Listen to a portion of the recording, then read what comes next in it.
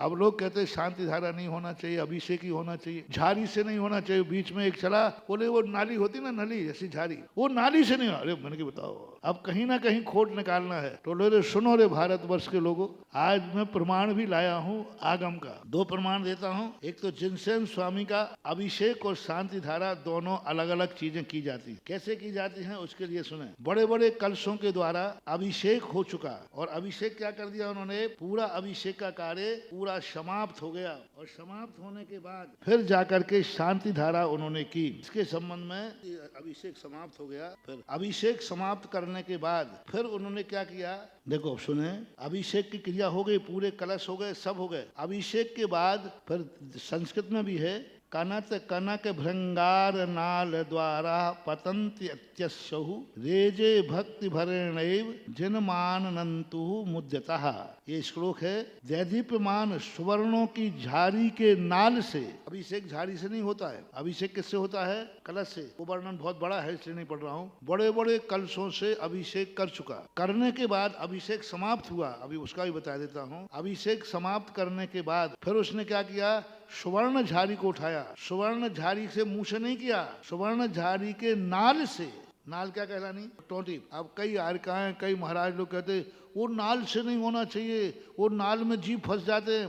अरे जीभ तो तुम्हारे मुंह में फंस जाते हैं, मुंह क्यों खोलते हो। अरे जमाई क्यों लेते हो, जमाई लेते समय पता नहीं, मतलब इतनी बारीकी। अरे भाई नाल में जीभ नहीं पड़ते हैं, क्योंकि अभिषेक करने के बाद वो गर्म पानी रहता है, प्राशुक पानी रहता है, 24 घंटे तक उसमें जीभ नहीं पड़ेंगे।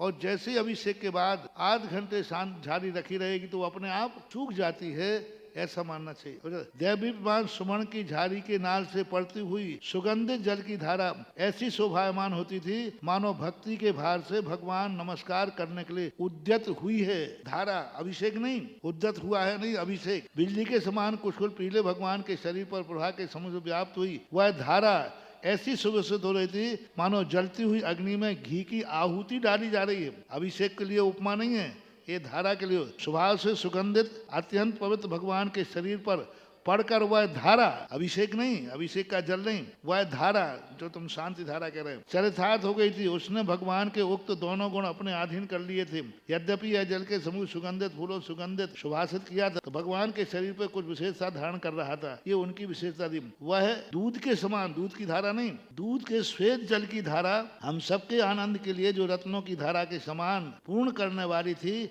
समझ समझ को आनंद देने वाली थी। अब देखिए शांति धारा से क्या होता है, जो पुण्याश्रव की धारा के समान अनेक संपदाओं को उत्पन्न करने वाली है। शांति धारा है, कैसी है, पुण्याश्रव की धारा के समान अनेक संपदाओं को उत्पन्न करने वाली है। क्या, अभिषेक नहीं, झाड़ी से की हुई सांद्रा। वह सुगंधित जल की धारा से हम लोग कभी भी नष्ट नहीं होने वाले रत्नत्रय रूपी धन से संतुष्ट करें, जो पैनी तलवार के समान धार के। पैनी तलवार के समान कौन सी धारा गिरेगी, नाली से गिरी के लोटा से गिरेगी।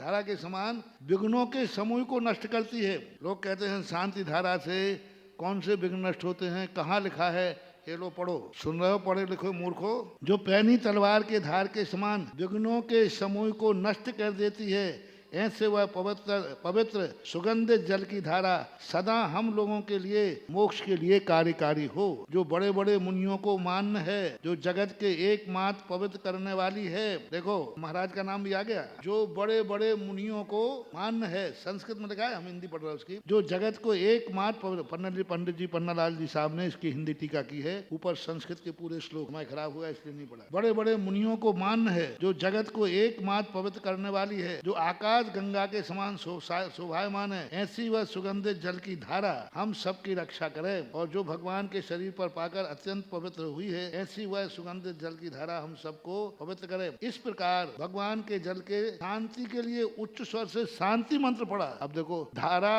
और शांति, अभिषेक पाठ नहीं पढ़ा, क्या पढ़ा, शांति के लिए शांति मंत्र पढ़ा। अब शांति मंत्र कौन से कहलाते हैं, यही जो अपन शांति धारा में पढ़ते हैं ना, झम झम पम पम आदि झीम झीम। अब इन मंत्रों को सौधर्मेंद्र ने झाड़ी लेकर के झाड़ी ढालता गया, जो हमें कर्मों को नष्ट करने वाली है, मोक्ष को देने वाली है, बड़े बड़े मुनियों के द्वारा मान्य है, मुनियों के द्वारा मान्य है, यानी बड़े बड़े मुनियों का समर्थन है। ऐसी वह शांति धारा शांति मंत्रों के साथ की जाने वाली। अब तो आगम बढ़ गया आदि पुराण पूज्यवत जिनसेन स्वामी भारतीय ज्ञानपीठ से प्रकाशित है, उसमें स्पष्ट लिखा है कि शांति मंत्रों के साथ जो की जाती है वह शांति धारा कहलाती है, और जो अभिषेक पाठ पढ़ते हुए की जाती है वह अभिषेक पाठ कहलाता है, अभिषेक कहलाता है। अभिषेक और शांति धारा में अंतर है। अभिषेक लोटे के मुख से किया जाता है और शांति धारा नाल से की जाती है। झाड़ी में और कलश में अंतर है। स्वधर्म जब अभिषेक करता है तो झाड़ी से नहीं करता, कलश से करता है, और जब धारा करता है तो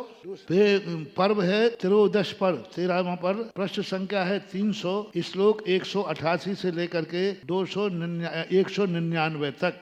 अब देखिए सकल कीर्ति पार्श चरित्र। अब इसमें क्या किया, देखो इसमें क्या किया, पूरा गौर से सुनना, बिल्कुल स्पष्ट रूप से आया है। अप्सराओं होने वाले नाना प्रकार के दर्शनी नृत्य गंधर्वादी शब्द समूह के जय जीव आदि घोषणाओं तथा इसी प्रकार के अन्य अनुपम सैकड़ों महोत्सवों के साथ इंद्रों ने धर्म की प्राप्ति के लिए हर्ष पूर्वक जिनेन्द्र देव का शुद्ध जल से आश्चर्य कारक अभिषेक पूर्ण किया। क्या शब्द दिया, अभिषेक किससे कर दिया, कलशों से, शुद्ध जल से अभिषेक पूर्ण किया। अब अभिषेक पूरा हो गया कि नहीं, जैसे अपने यहाँ परंपरा है अभिषेक पहले करो शांति धारा, वो यहाँ सकल कीर्ति पार्श्वनाथ। तदनंतर शब्द है, तदनंतर सौधर्मेंद्र सुगंधित द्रव्यों से मिले हुए गंधोदक की धारा श्री जिनेन्द्र का अभिषेक करने के लिए उद्यत हुआ। विधि विधान को जानने वाले सौधर्म ने भक्ति पूर्वक बड़े वैभव के साथ दिव्य सुगंध से युक्त सुगंध जल के द्वारा जिन बालक का अभिषेक किया, किससे किया, मणिमय झाड़ी के नाल से, मणिमय झाड़ी के नाल से भगवान के सुगंधित शरीर पर पड़ती हुई पीली पीली धारा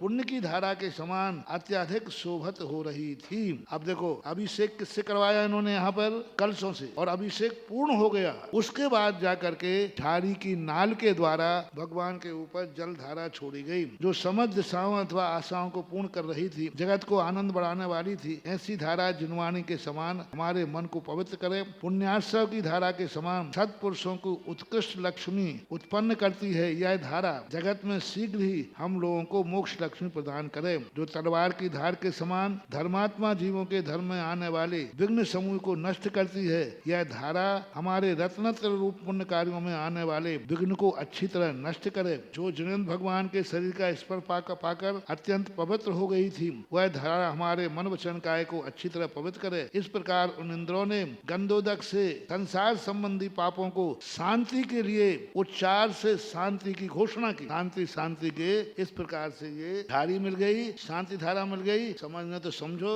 नहीं समझाना तो मत समझो, तुम्हारी बात ना।